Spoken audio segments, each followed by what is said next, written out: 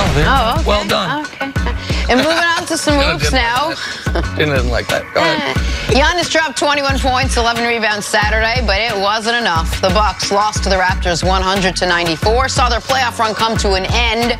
Nick Wright, how much of this loss do you put on Giannis? Listen, he's the best player. He's going to win league MVP, and they were up 2-0 and they lost 4 straight. Now, that shouldn't overshadow the fact in a series we feel like Kawhi dominated him. He averaged 23, 14, and 6 on, believe it or not, a higher field goal percentage than Kawhi. So it was, our expectations for Giannis have been up here, which is why it feels like he struggled that way. But he was also up against the best perimeter defender we've had in this league in 20 years. So it's going to happen. The one thing I'm disappointed with Giannis, I thought he would have defended Kawhi. I thought when Kawhi was getting hot and on some of those runs, I thought they would have put Giannis on him. He's a great defender, maybe the best defender in the league, and he wasn't able to do the same thing that Kawhi was able to do to him. So I'm looking forward to seeing what he's going to do, because he's literally going to go to the laboratory and work on some things. Excited to see how good he is in 19. All right, moving on to LeBron James. If you're wondering how his recruiting tactics are going, just follow his social media. The King recently liked a Photoshop picture of Kyrie Irving in a Lakers jersey on Instagram.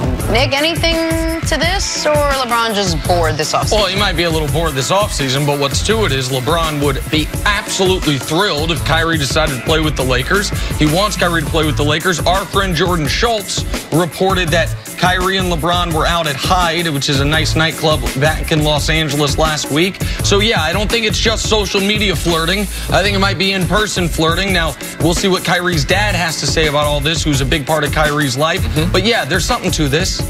He better get Kyrie. I mean, he's not going to get KD. He's not going to get Kawhi. Who's up next? Who's the next best player? He is the next player. LeBron better be involved in recruiting if they want to be able to land someone, because I'm concerned about free agency, that when the music stops, the Lakers, no one has a chair for another superstar next to LeBron. All right, speaking of LeBron, Father Time is not on the Kings' side. The 34-year-old is entering his 17th season and coming off a year where he played a career-low 55 games. But LeBron's new head coach, Frank Vogel, isn't concerned, saying, I believe he's going to be poised for a bounce-back year. Also, what else would he say? Nick, how big of a season are you expecting from LeBron in year 17? LeBron last year averaged 27, 8, and 9. And so do I think he'll be able to do that in year 17? Well, it was unprecedented for a guy to do it in year 16, but with a full offseason coming in fully healthy, with he was used to playing 100-game seasons, now he played a 55-game season. I do think he'll be able to get to that level. But the thing that I thought was more noteworthy that Frank Vogel said was we're going to have to surround LeBron with shooters. He instantly recognized that that was the biggest mistake the Lakers made.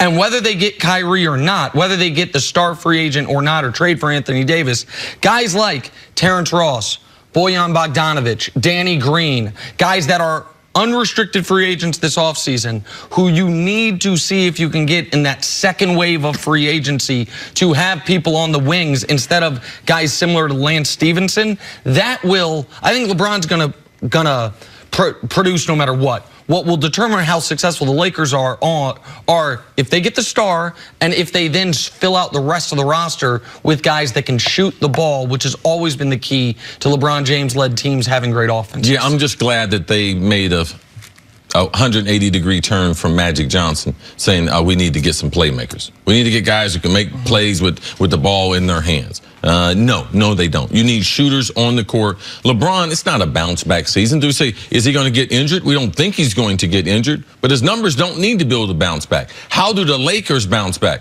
Put together another superstar with LeBron, continue developing these young players. Because, yes, I do believe LeBron, if healthy and the younger players stayed healthy, they could make the playoffs, but they're not going to make a run in the playoffs. LeBron's legacy is about winning, trying to get in the championship, trying to get into the Western Conference Finals. So that's a bounce-back season for me. How do they get to the Western Conference Finals? They need to be able to add a couple of shooters and at least one star. All right, trying to get back to the NBA Finals as well, so let's talk about that. Warriors will be traveling north of the border to take on the Raptors in Game 1 on Thursday. Kevin Durant's status has been up in the air as he still nurses that calf injury. But with the Warriors cruising to 5 victories without KD, some are wondering if Golden State even needs the services of the back-to-back Finals MVP. Here's Durant on all the noise surrounding his status. It's hard to get away from that, you know, because I watch the games and you watch the lead up into the games, and that's all everybody talking about. And my perspective is just like I want to focus on rehab, but I also want to be a fan of my teammates. You know what I'm saying? I want to enjoy, you know, my teammates from a different view. You know what I'm saying? And a lot of those guys sit and cheer and cheer for the rest of the guys, the starting guys. And then I get an opportunity to do the same thing. And I turn on the TV, since I can't travel with the team, all you hear is the noise. You know what I'm saying? So as a player, I think about that and I'm just like, that's just not true. You know, that's not facts when it comes to that from a basketball perspective. And but the competitive side of me, I also like to talk basketball as well. So if you're gonna say something like that, I'm gonna engage in it. So it's all fun, it's all cool, but I know the real. It's been that way since I got here. It's the Warriors and KD, you know what I'm saying? And I understand that. And I felt like my teammates and the organization know exactly what I've done here on and off the court to become a part of this culture to kind of, stand my flag in this, in this culture, in this organization. I've done in, the last 2 years, pretty much everything that they asked me to do, from player, from an ambassador, I guess, of the organization and the community, from working hard every single day in shoot-arounds and practice. So I know what I bring to the team, but I also know that a lot of people on the outside, don't like to see us together, and I get it. I like that answer. I liked that whole riff. I liked everything you had to say. It felt honest. It felt like, here's where it's at. This is where the table's set, and now let's just kind of move forward and see what happens. But how badly, Nick, do the Warriors need KD against this Raptors team? Well, I mean, we don't know if he's going to play, and they're enormous favorites in Vegas. When we do our picks. Without him. Well, I mean, that's what Vegas, right. You can make a bet on him now. We don't know if he's going to play. We don't expect him to play at the very least game one. Toronto has home court, and the Warriors are still something like minus 285 favorites in the series. Are the Warriors better without Kevin Durant? That's a question that is an interesting one, but the answer almost has to be no, even though they win at a higher percentage without him. Just logically, it can't be true that they would be better without a player of his caliber. But do they need Kevin Durant? That's not that complicated of a question, and the answer's always been no. They would like to have him, but they don't need him. Can they win this series without him? Absolutely. If he were ruled out today for the rest of the year, do you think there'd be a whole bunch of pundits, not that pundits know everything or anything, picking the Raptors to win the championship? I don't. There'd be slightly more than are going to pick them this week as is. So I understand Kevin Durant's frustration, but when one of the reasons his decision got pilloried differently than other free agent decisions was because the thought process was, they don't need you. And then even if he tried to debunk that through his amazing play through 2+ years and then the first half of these NBA playoffs, what the Warriors have done, most notably what Steph Curry has done since he's gone down, has just reinforced the idea of you are a luxury and not a necessity. So I understand where KD would be frustrated. Are the Warriors better without me? Of course they're not better without. I understand that part of it. But the tougher question is, do they need me? And I believe the answer to that question is unequivocally no. I don't think they're better without KD. All right. It's just from a logical standpoint, being in too many locker rooms with great players, being in too many locker rooms with marginal players.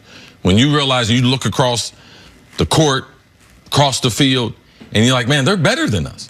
They got more stars than us. They got more firepower than we do. So we have less margin of error. Because, Nick, last week, all I heard, with the last 2 weeks, all I've heard is Golden State, what their record is without Kevin Durant. All right? Everyone goes back and forth. Oh, they've won this, they've done this. That's a pace for a record-breaking season. Let me tell you what they haven't done with Kevin Durant. They didn't lose a 3-1 championship lead. They didn't do that. So Steph Curry, you can tell me all those numbers, all Steph Curry, when he's in the lineup. Steph Curry was on the court when they were up 3-1 to OKC. So Kevin Durant, you can say, no, the numbers don't say that. But with playoff, when they were up 3-1 to Cleveland. To Cleveland, yes.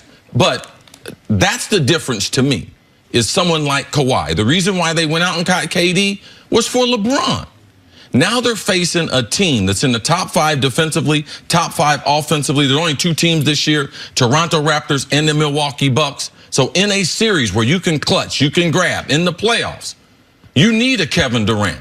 You need to be able to offset. What about Kevin Durant guarding Kawhi for 20 minutes? Kawhi would have a problem with his length. So he would have to try to take him inside. He wouldn't be able to shoot over him. So Kevin Durant would be a problem for Kawhi.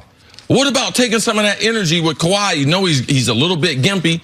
And if he's got to guard KD, 20 to 30 minutes, that's going to take something out of him. So in playoffs, in a series like this, yes, I would prefer to have Kevin Durant because they have someone like Kawhi. If I was going through the regular season, you don't need him. But the one thing they haven't done with KD, they didn't lose a championship. Well, they did lose one with the rest of them. That's absolutely true. And it was obviously the sequence of events was KD without these guys blew a 3-1 lead of his own. Then these guys without KD blew a 3-1 lead of their own. And then together since then, they haven't lost a playoff series. They've only faced elimination one game, that game 7 or 2 games, game 6 and 7 against the Rockets in the Western Conference Finals last year.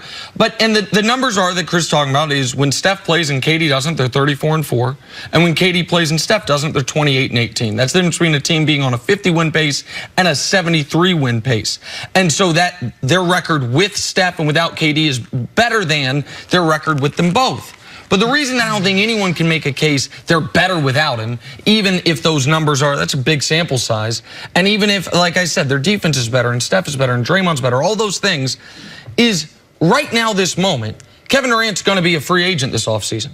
If you root against the Warriors and you're trying to say they're better off without Kevin Durant, or with Kevin, they are worse with Kevin Durant, then in theory, you're rooting for him to stay.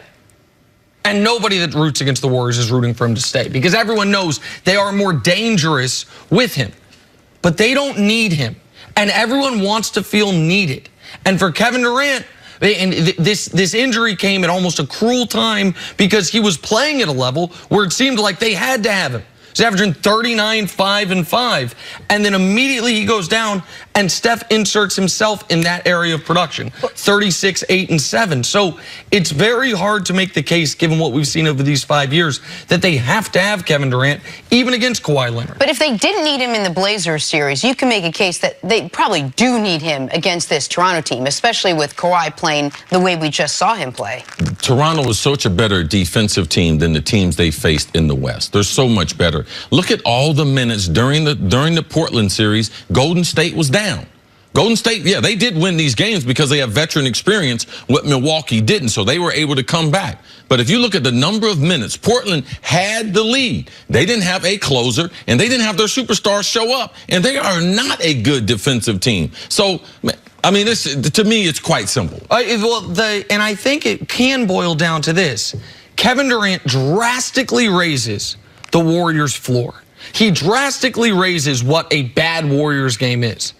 But it doesn't appear to me he raises their ceiling much at all. The best Warriors game without him and the best Warriors game with him is about the same thing. Would they have won the Clippers series without KD? Absolutely. Absolutely, they would have won the Clippers series without Kevin Durant. 100%. Wow. I believe they would. I mean, we saw that in the Portland series. They would have played. No. I thought the Clippers were a better matchup than Portland. Okay, so what I think happened in the Clippers series was one of the reasons that he can do what he did in those final 4 games and they still lose one of them is everyone else has to take a step back. They just play a different style of basketball without him. And so they're not better without him. But he knows it and the whole basketball world knows it. They don't need him and they don't necessarily even need him to win a championship this year. All right, let's take a break. Coming up, speaking of Kawhi, is he the best player in the NBA Finals now? Next on First Things First. Your hair and makeup people getting ready to come onto the set.